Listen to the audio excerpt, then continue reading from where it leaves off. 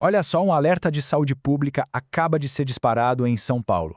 Hoje a gente vai mergulhar o documento oficial que explica em detalhes a volta de uma ameaça que a gente achava que estava sob controle: o sarampo. Vamos direto ao ponto porque a coisa é séria. A Secretaria de Saúde de São Paulo confirmou um caso de sarampo na cidade.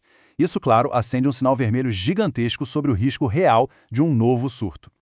Para a gente entender o tamanho do problema, a gente precisa olhar para a origem de tudo. Afinal, como é que um único caso consegue colocar uma metrópole inteira em estado de alerta? E aqui estão os fatos que são cruciais para entender a situação. O paciente é um homem de 27 anos e, ponto-chave, não era vacinado. Ele foi para Nova York e lá teve contato com uma pessoa que já estava com a doença. Quer dizer, esse perfil mostra perfeitamente como a falta de vacina, somada a uma viagem internacional, pode trazer o vírus de volta para cá. E não, a gente não está falando de um resfriado mais forte. Os sintomas do sarampo são pesados: febre muito alta, tosse, conjuntivite e, claro, as famosas manchas vermelhas pelo corpo. É uma doença que debilita bastante e que se espalha muito, muito fácil. A velocidade com que tudo aconteceu também chama a atenção, olha só. No dia 5 de dezembro, os sintomas apareceram. Apenas 3 dias depois, um hospital já fez a notificação da suspeita e no dia 12, com o resultado do laboratório na mão, o alerta oficial foi disparado. A agilidade aqui é simplesmente fundamental. Agora, é muito importante a gente entender que esse não é um caso isolado, que surgiu do nada. Vamos abrir o foco para a gente ver o cenário internacional que está bem preocupante e serve de pano de fundo para esse alerta.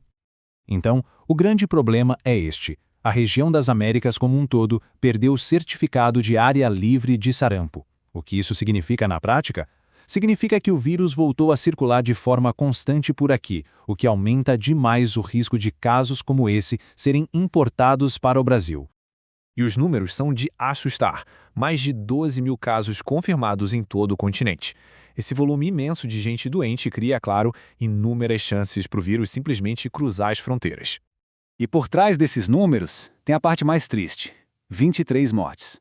Isso serve para lembrar, de um jeito bem duro, que sarampo não é brincadeira. Sarampo pode matar, principalmente quem está mais vulnerável. E para a gente ter uma ideia de como a situação está espalhada, dá uma olhada. Tem surtos ativos em vários países.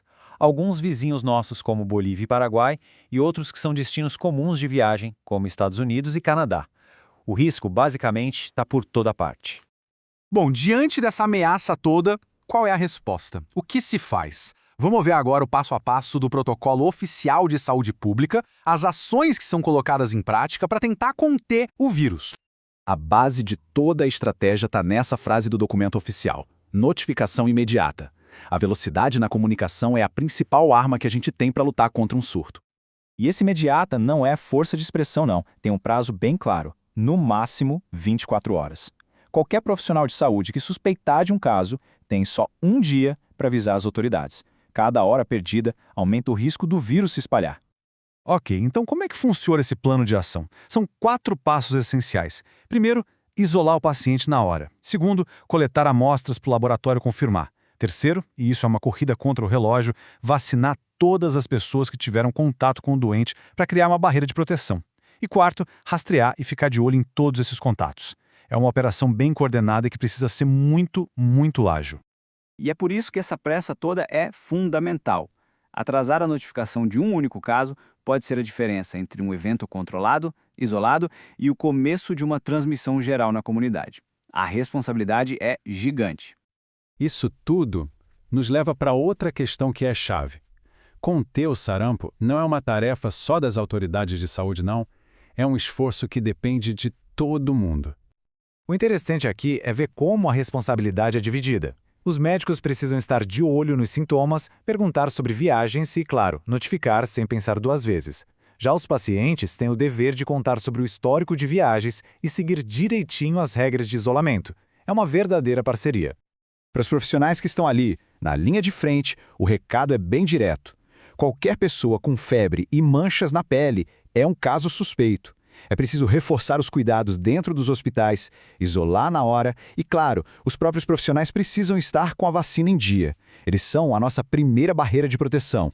No fim das contas, a mensagem central é esta: o sucesso de toda essa operação depende da cooperação de todo mundo. É a saúde da população de São Paulo que está em jogo, e só trabalhando junto a gente vai conseguir impedir que o vírus se instale de vez. E a gente termina com essa pergunta que fica no ar.